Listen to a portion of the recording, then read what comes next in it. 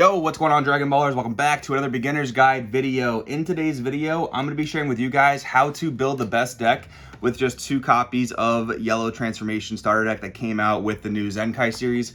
So we'll be going over that in today's video, and at the end of the video, I'll also share with you guys how to upgrade this deck using cheap cards that are found outside of the starter deck. So cards from older sets, and even some cards from the actual first set of Zenkai. So if you're new here, make sure to subscribe, hit that bell so you never miss a video. And if you are a new player, make sure to check out the new player playlist so you guys can see all kinds of videos that will help you get geared for Dragon Ball Super. But without any further ado, let's just go right into the deck.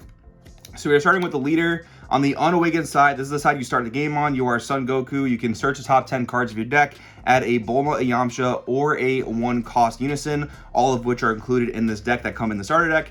And then you can awaken by having either Bulma or Yamcha in play, and then you take down a 6 life, and then you flip over. So generally with this leader, the way I play it at least, you're going to use top 10 effect on turn 1, top 10 effect on turn 2, and by that time you will surely have one of those key battle cards in play, and you'll be able to awaken. Now the backside of this leader is an absolute powerhouse, and I'm so happy because the original leader that this was based off of came out in set 3, and that's probably my favorite leader of all time just because I had so much fun with it. But anyways, this guy is so much more powerful.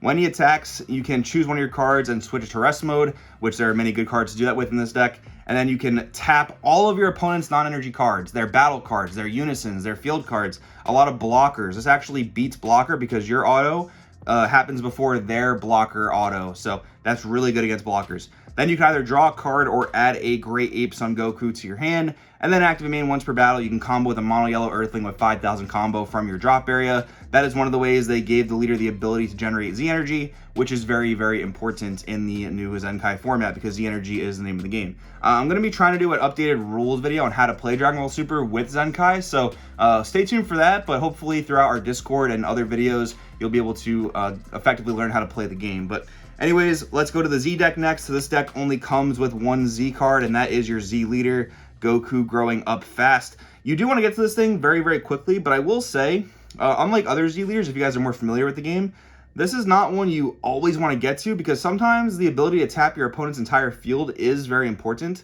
So it kind of depends, but this guy offers some really great game-ending potential because he can gain double strike on his own, and it's really good to include 2 Z leaders in your Z deck because once you use the activate battle, which is again kind of like your game-ending power effect, you're able to, this is going to get removed from the game, so then you would be able to play a new Z leader the next turn, so gives you some versatility there. But yeah, very good, and we can fit 7 Z cards in our Z deck, so since the deck only comes with 2, we have 2 here, but I'll show you more you guys can get pretty easily after this video. But anyways, into the main deck, we have 4 copies of the Krillin Super Combo. Now, if you guys are brand new to the game, just know that you will always play 4 Super Combos no matter what deck you play. They are just that powerful. And Krillin is pretty much the best one for yellow. You'll see a lot of meta yellow decks only play 3 Krillins because their secret rare is actually a super combo. We'll talk about secret rares more towards the end of the video, but just know that with the content of this structure deck, you will always play 4 copies of this card. It is absolutely non-negotiable. But anyways, next up we have our Unison. Unisons have become an integral part of the game ever since the Unison Warrior block, which is the block before Zenkai. So we have 4 copies of Bulma Stalwart Adventurer. She's really, really strong. She gives our Son Goku's a plus 5k boost, so they're attacking for bigger damage. The +2, just know that since the cost is being a Great Ape Goku, you can only use the +2 on your Awakened side, but again, that's okay. I'll typically play her on turn 2, and then I'll be on my Awakened side at that point, so you can use the +2 to play a Goku with a cost of 3 or less. And then the -1 offers you some defense. It is a blocker. This is a very key ruling to know, though. Let's say this card is in rest mode, and you want to use that -1, which will restand her and give her blocker. You cannot block the same attack this was used on as far as I'm aware because this card did not have blocker at the time the attack was declared, and that is a requirement for blocker to activate. So just know that key ruling, but still a very powerful Unison. +2 is always really good on Unisons because it makes them harder to remove from the board. So very, very good there. And then we have 4 copies of a Bulma that comes in the starter deck. We have Bulma, the Power of Science. There are 2 different Bulmas that come in the starter deck. We're just playing this one because we don't really need more than 4 Bulmas, in my opinion. Your leader top 10 searches for a Bulma, so you should always see at least 1 copy of this card by searching, if not drawing the rest of them. And it has an alternate effect that honestly probably won't come up very much, but it can if you have extra energy to use. So this just has more effects than the other Bulma, so we're playing this one. And then we are playing 4 copies of a brand new card, Yamcha Dastardly Bandit. So this card is kind of complicated, so I'll spend a little bit of time on this. So it's got Barrier, which means your opponent cannot choose it with effects. Auto, when it's played, you look at top 5 and add a Goku Childhood to your hand, or a Bulma, so it has more searchability for Bulmas there. And then the auto limit 1. So if your leader switches to rest mode, you can restand it, and then it has an additional effect that you don't have to resolve, but you can if you're able to. So you choose a Goku in your battle area that's in rest mode that is not attacked yet. You switch that back to active mode, and then you draw 1 card. So that is a really good way to get additional draws in this deck, but it can be kind of tricky to resolve. Once we get into the cards that actually facilitate that, we'll come back to Yamcha and we'll talk about how that works. Then we have another card that comes with the structure deck, very old card, no openings, Son Goku. So this is an older Goku that you probably wouldn't play in a meta build of this deck, but it is good for the contents of the starter deck. So basically when you combo it during your turn, you can play it, take up to 1 life if you would like to, and this will actually be a Goku in rest mode that will work with Yamcha. There's a more convoluted combo that's probably going to be a little bit more meta, but this is a key card that will work with this Dastardly Bandit. So that's pretty good because, again, it gets played in rest mode. So when you attack with your leader, you will rest Yamcha. Yamcha's auto will restand this, and then you will draw an additional card, and now this can attack the turn you played it. So that's a pretty cool combo there.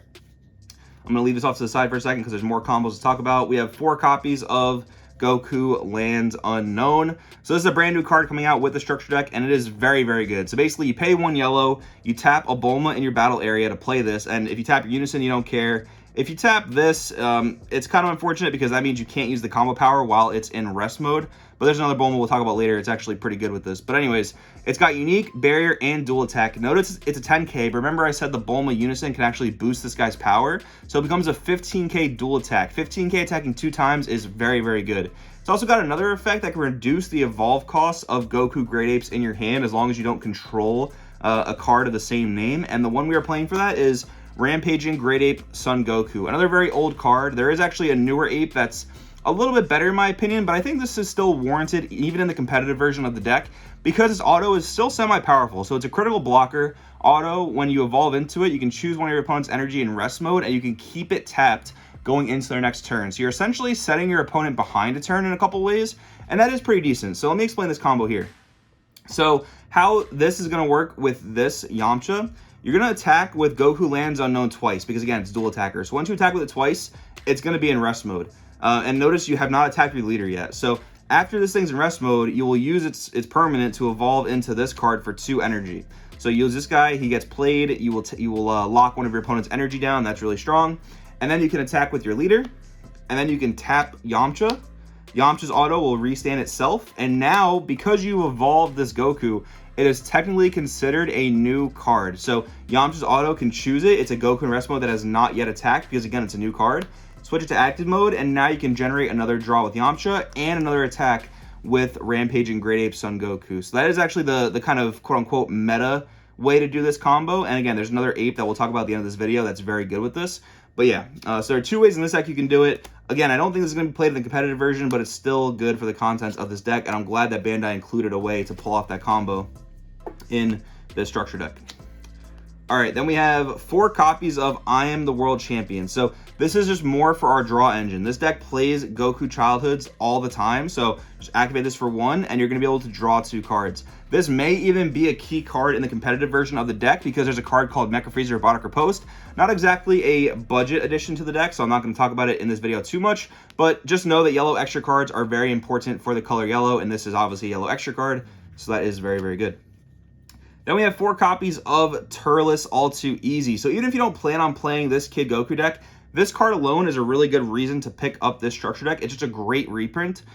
Seeing it non-foil is kind of funny because it's been foil the entire existence of the card until now, but it's very good. For Yellow Sand Leaders, you can simply play it for 2, then you have an option of KOing 1 battle card and drawing a card, or KOing 2 battle cards in rest mode, and it's a double striker. So it's just a very good, efficient card for the color yellow. Very good card to pick up. And then we are playing a combo that I've actually always really liked.